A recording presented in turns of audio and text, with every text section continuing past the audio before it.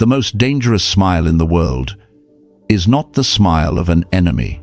It's the smile of a so-called friend sitting across from you, pretending to cheer you on. Imagine this: you're at a dinner party. They nod at your words, laugh at your jokes, even pat you on the shoulder as if they're proud of you. But look deeper. Behind their eyes there is no joy. Only a flicker of unease, a sharp flash of envy quickly hidden behind a forced grin. Marcus Aurelius once wrote in Meditations, "If someone does wrong, it is because they believe it is right."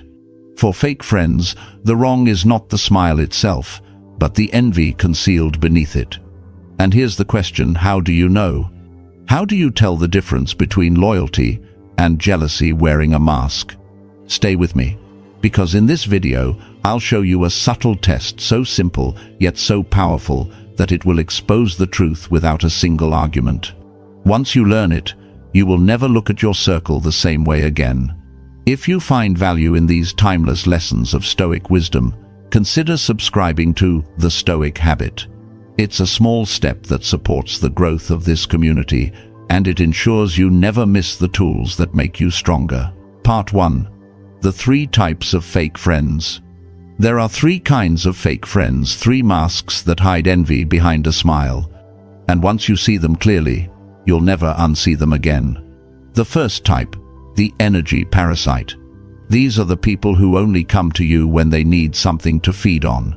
You leave the conversation drained, tired, while they walk away strangely energized. That's not coincidence. Seneca once warned, "Some disguise their malice with praise, but in truth, they only plant weakness in us." Picture this. A young man finally earns a promotion. His friends gather to celebrate. Everyone cheers except one. This so-called friend leans in, voice soft, words cutting. "The new job must be stressful, right? Do you think you'll really last long in that role?" On the surface, it sounds like concern, but underneath, it's a seed of doubt. A slow poison meant to weaken his confidence, while feeding their own need to feel superior. The second type, the mirror mask. They copy you, your style, your words, even your smallest habits. At first, it feels flattering, almost like admiration. But look closer. It's not inspiration, it's competition. Epictetus once said, "The man who does not master himself lives only as a shadow." And that's exactly what they become, your shadow. Think of that colleague who always echoes your ideas in meetings, passing them off as their own. They don't want to be themselves, because being themselves means admitting they're behind you. So they wear your skin, hoping no one notices the hollow underneath. And the third type, the most dangerous mask of all, the silent competitor. This friend claps when you succeed, smiles when you advance, but inside, every step you take forward is a knife twisted into their own failures. They won't say it out loud, they'll never admit it, but they are keeping score. Imagine a young woman being promoted at work. Her closest friend texts her, "Congratulations." And then, just seconds later, "Honestly, you just got lucky." The mask of support slips, and behind it you see the bitterness of someone who can't stand your rise. 3 masks, 3 roles, but all share the same fatal weakness. They cannot survive your growth. Because the moment you begin to rise, that's the moment their masks begin to fall. Part 2. Why fake friends exist. Why do fake friends exist? The answer is simple. Envy is admiration twisted out of shape. When you grow, when you rise, you hold up a mirror to their stagnation. Every step you take forward reminds them of the steps they never had the courage to take. Your progress is not just your victory, it becomes their silent defeat. Epictetus once said, "No man can take away your moral progress unless you hand it over yourself." And it's exactly this progress, this undeniable evidence of growth, that forces the masks of fake friends to slip. Because your light doesn't just shine, it exposes. Picture this. A singer rises from poverty, fighting through hardship, practicing late into the night, until finally his voice carries him to fame. Those who once mocked him, laughed at his dreams, suddenly fall silent. The same friends who used to sneer at him now turn cold, whispering behind his back, retreating into bitterness. Why? Because he did what they never dared. He turned ambition into action, while they stayed chained to excuses. And this is the truth about fake friends. They don't resent you because you did wrong. They resent you because you did right. Your success becomes a mirror, reflecting every weakness they tried to bury. Your discipline reminds them of their laziness. Your courage reminds them of their fear. And instead of being inspired, they feel threatened. But envy alone is not the real danger. The danger lies in disguise, because fake friends don't walk in declaring themselves enemies. They smile, they laugh, they clap, all while quietly measuring your every move. The threat is not just their envy. It's the mask they wear while standing closest to you. Part 3. The Trap of Confrontation. Here's where most people fall into the trap. They sense the jealousy, they feel the coldness, and their first instinct is confrontation. They call the friend out, "Why don't you support me? Why are you acting this way?" But what happens next? The fake friend doesn't break, they bend. They play the victim, they gaslight. "You're overthinking. You're too sensitive. I was only joking." Suddenly, the spotlight shifts. You're no longer the one asking questions, you're the paranoid one, the problem, the villain in their story.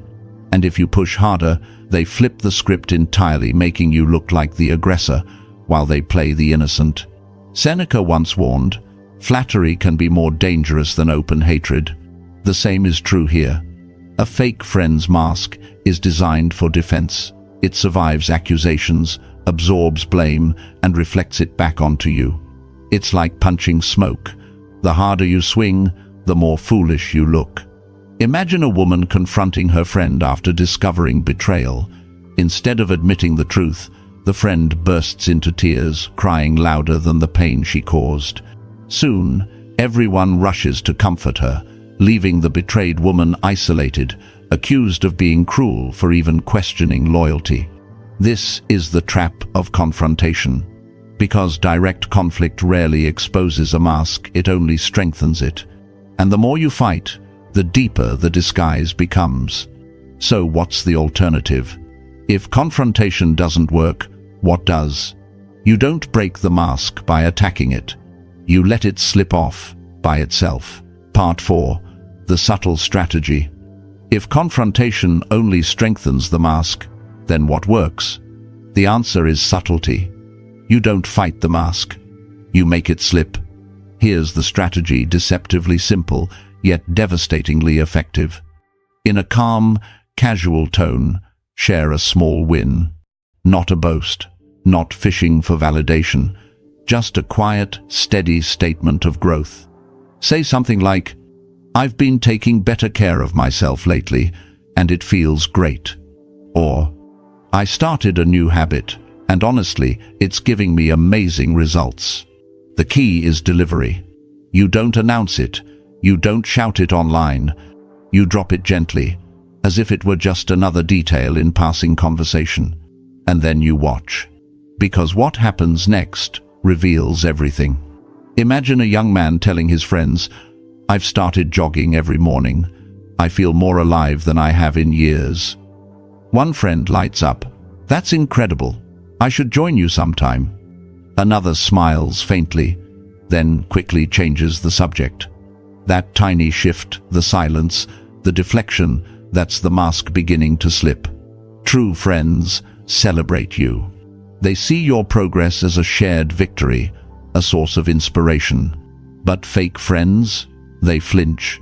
They frown before forcing a smile. They go quiet. Or worse, they try to one-up you immediately. "Well, I just closed a huge deal at work, so..." That reaction isn't random, it's panic. Your growth triggers the wound they cannot hide. And in that moment, their envy leaks out faster than their words can cover it. Marcus Aurelius reminded himself daily, the best revenge is not to be like your enemy. Here, the best strategy is not to accuse. It's to grow calmly, speak lightly, and let the truth reveal itself. Because once you use this subtle test, something powerful happens. Your circle divides, the real ones rise with you, and the fakes begin to fall away.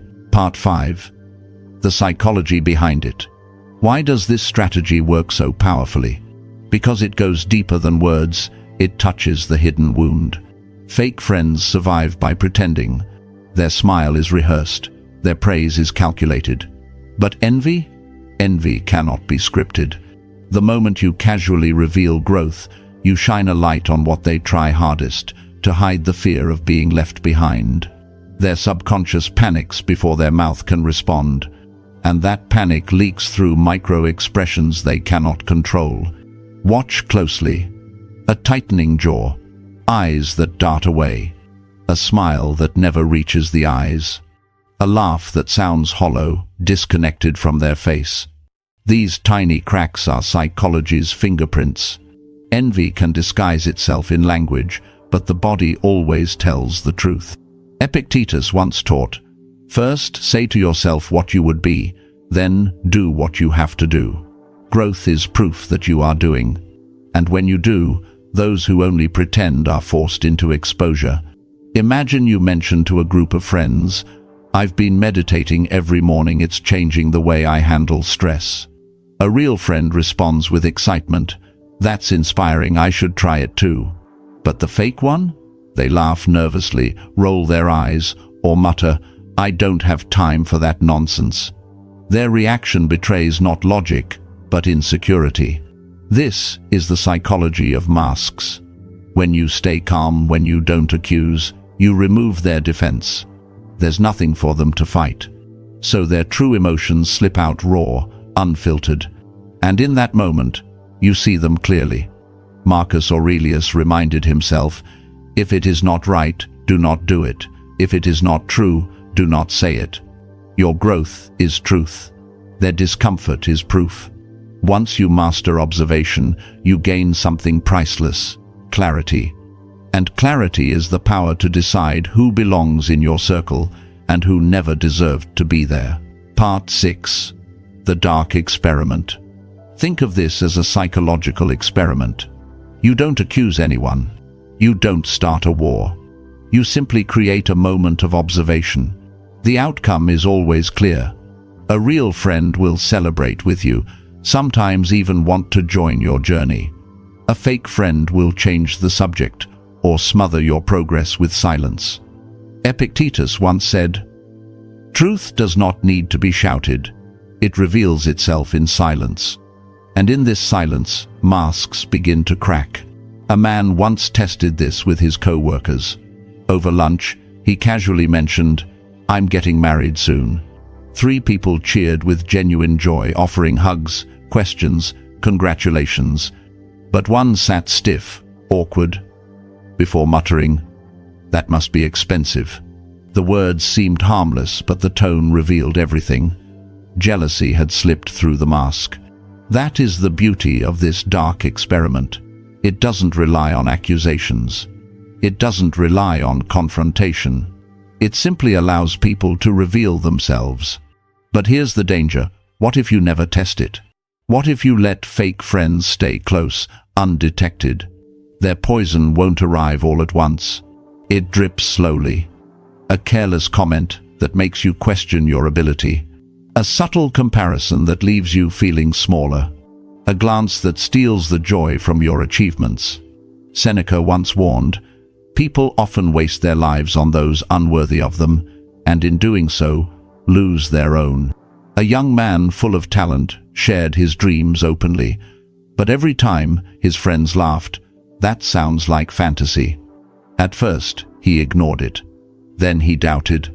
Eventually, he stopped dreaming altogether. Years later, he realized his dreams hadn't died from failure, but from the ridicule of so-called friends. Sometimes, the one who kills your ambition is not an enemy across the battlefield, but the person sitting quietly beside you. Part 7. Cleansing your circle. When you dare to observe, you gain clarity. And clarity gives you power, the power to choose. No longer pouring your energy into people who secretly wait for you to fall. No longer oversharing with those who turn your secrets into weapons. Instead, you keep only the ones who cheer for you, even when your rise outshines theirs. A track athlete once admitted that when his career took off, when the medals and headlines arrived, his circle shrank. Out of dozens of so-called friends, only 2 remained. But those 2? They became his lifeline, his fuel, his strength through every moment of pressure. That is the truth. Your circle doesn't need to be wide. It only needs to be clean. Now, imagine keeping imposters close for too long. They rarely strike directly.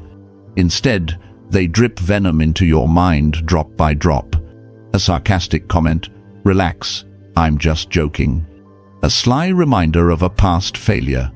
A hidden smirk when you stumble. At first, you brush it off. But over time, those drops of poison extinguish your fire. Not from the enemies outside, but from the ones sitting quietly beside you every day. Marcus Aurelius wrote, "The soul becomes dyed with the color of its thoughts." Surround yourself with envy and malice, and soon even your thoughts lose their brightness. This is the cost of silence. This is the price of refusing to test your circle. Because if you don't cleanse it, your circle becomes your cage. But if you do, your circle becomes your shield. And that is why you cannot ignore this experiment. Not tomorrow, not someday. Now. Conclusion. You don't need to argue. You don't need to prove anything. You only need to grow. Marcus Aurelius reminded us, the best revenge is not to be like the one who wronged you. So let your progress be the test. The real will stay, the false will fade. Tonight, try it. Share a small victory, then watch. Comment below with your experience. It might open someone else's eyes. And if these lessons resonate, subscribe to The Stoic Habit and walk this path with us. Comment, "I choose growth."